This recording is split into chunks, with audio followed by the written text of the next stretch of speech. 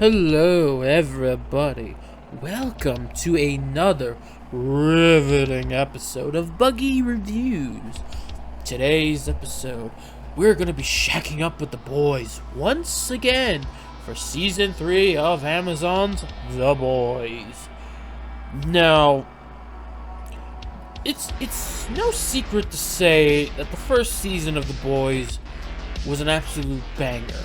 It was a nice, sleeper hit that just kind of, no one really expected it because it was from this one particular comic from Garth Ennis, who's kind of got a bit of a reputation for not liking the tropes of standard superhero comics, and basically made The Boys just kind of make fun of that kind of thing, And it was a very controversial comic with a lot of different hardcore stuff going out through it.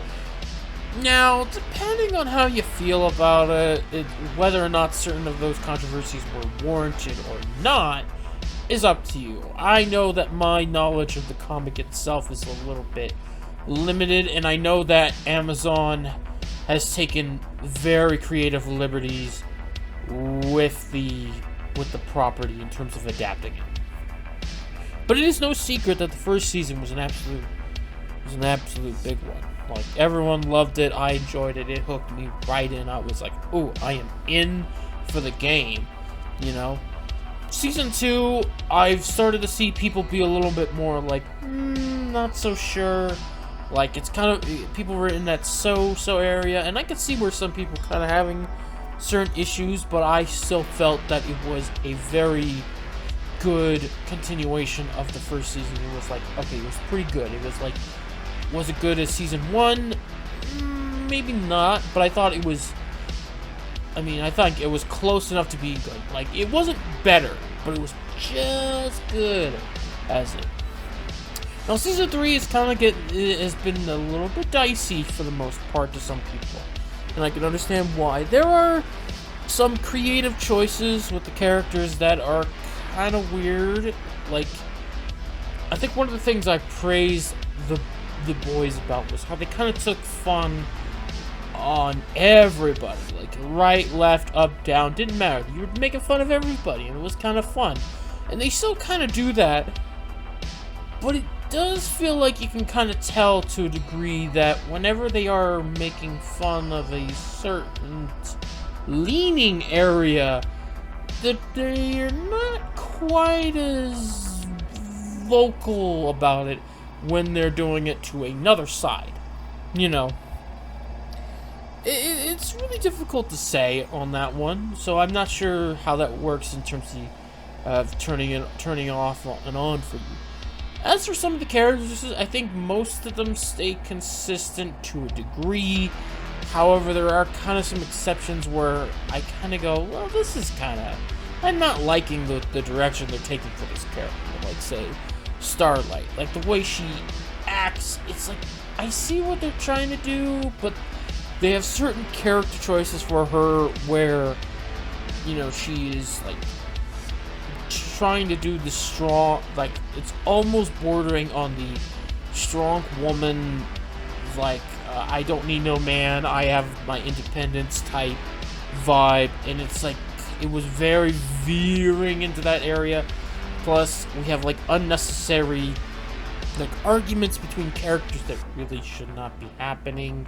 If anyone with the brain should be including there, then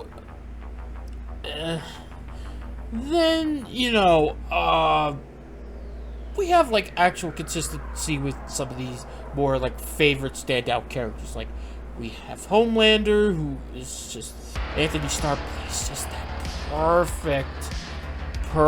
He just plays a guy that you could if you bought into the lies of the show's world of him being this great American Superman hero, you could buy that.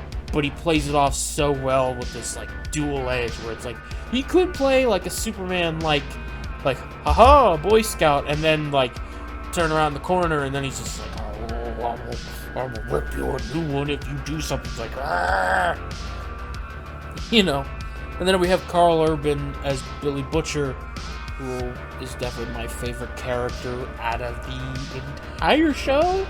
Not only because Carl Urban is probably one of my favorite actors, but because I think I just like Butcher's story. This like self-destructive man who's gone through so much shit and is just got this rage and anger that he's just got to take it out on, but it's just, and it can cost him a lot in the long run, especially with people that care about him and that are close to him. You know, it's kind of one of those things.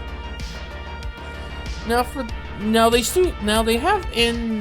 throw in some new people into the mix. Most notably, they bring in Jensen Ackles to play Soldier Boy, the boys' version of like Captain America. You know, and it's kind of a fun fact. Jensen Ackles was originally going to play Captain America in a canceled Captain America movie they were going to do, or at least he was in the running for one before they picked Chris Evans. So I think that was kind of intentional. Plus, Eric Kripke, one of the showrunners behind this show, did Supernatural, so obviously, yeah, he's got touch with him in there. And I thought Soldier Boy was amazing. I loved that character, you know. Like, I could believe that he's like in that. It's almost kind of like a John Walker vibe, but I would say the show does try a little bit too hard. They try to tell you that Soldier Boy is kind of like the worst of the worst with various things that occur, but what it shows you is completely kind of different. So it sort of does have that like John Walker vibe where they try to showcase that Soldier Boy is like this completely demented nut job that's just, you know, like he was Homelander before Homelander was a thing. So they try to play it off like that, but the way it is, it's like he's a hardcore asshole, and a lot of the stuff that he's known for doing in the show, in the show's like lore, is all fake because of the context of Vought, how they like stage a lot of stuff to prop up these heroes because they're just basically glorified mascots, you know. But it's like, you know, Soldier Boy is still, you know, he was such an interesting character to explore.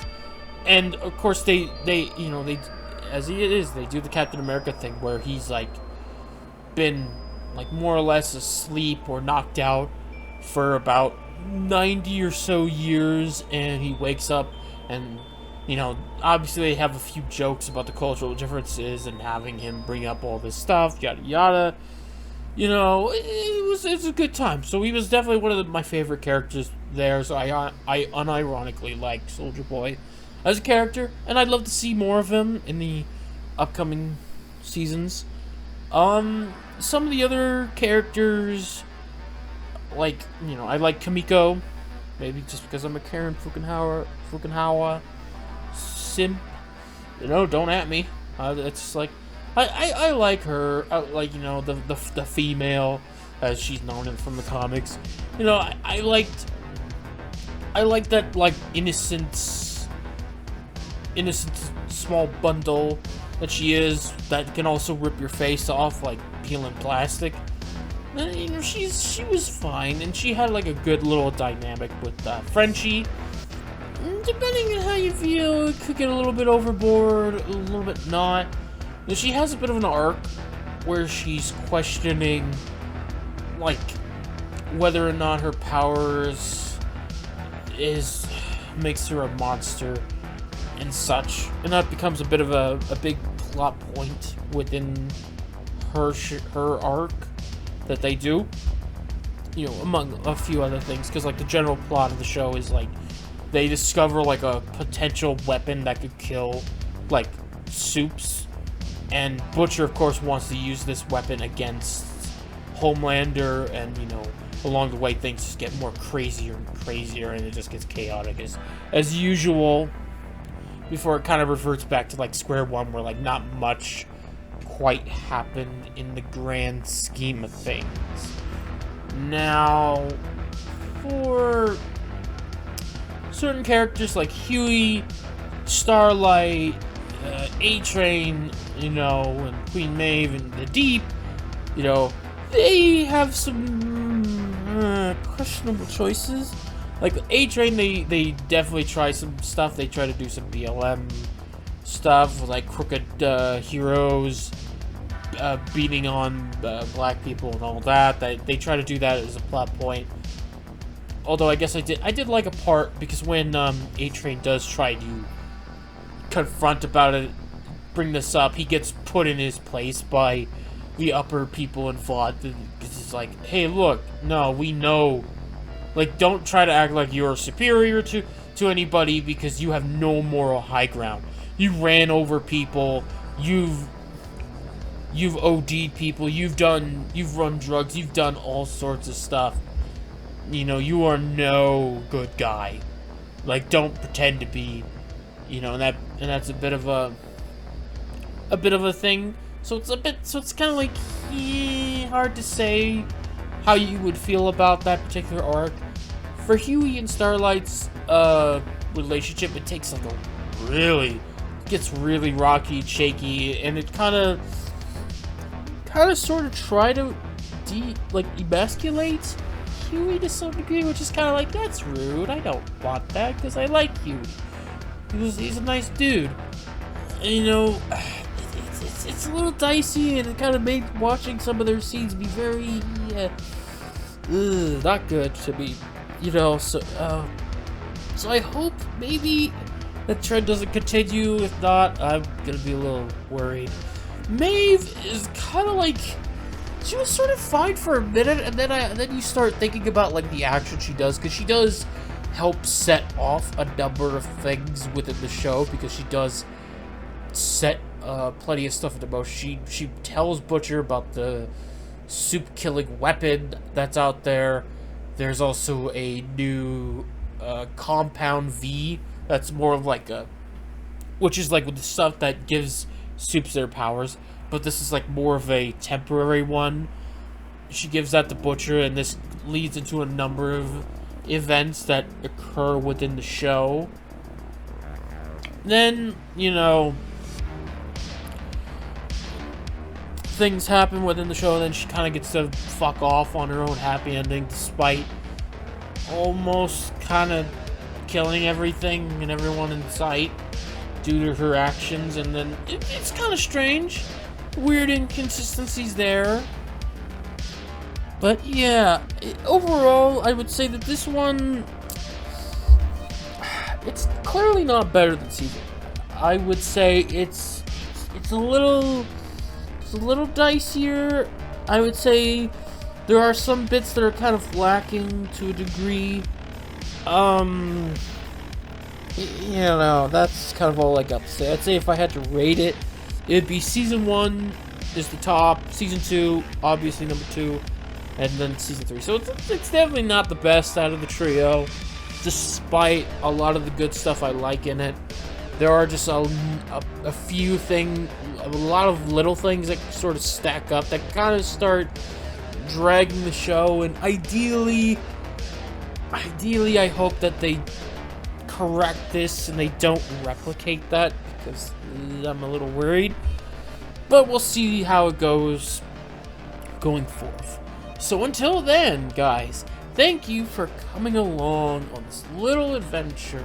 Now, if you have anything to recommend for me to review in the superhero genre, movies, games, anime, whatever, leave it down in the comment section below. I love reading some comments. It gives me joy. So, thank you all for watching, and I will see you all on the next video. Goodbye.